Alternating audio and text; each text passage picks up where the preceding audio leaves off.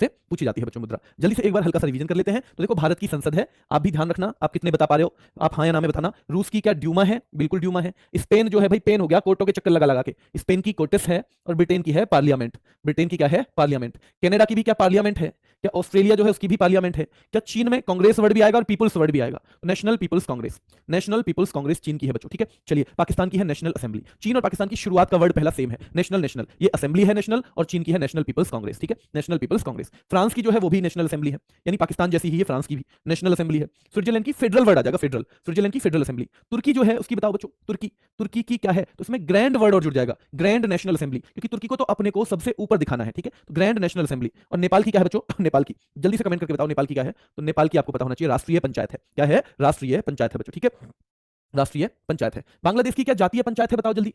Ireland की, भाई Ireland है तो डेली आयरन खा लेना, डेल आयरन।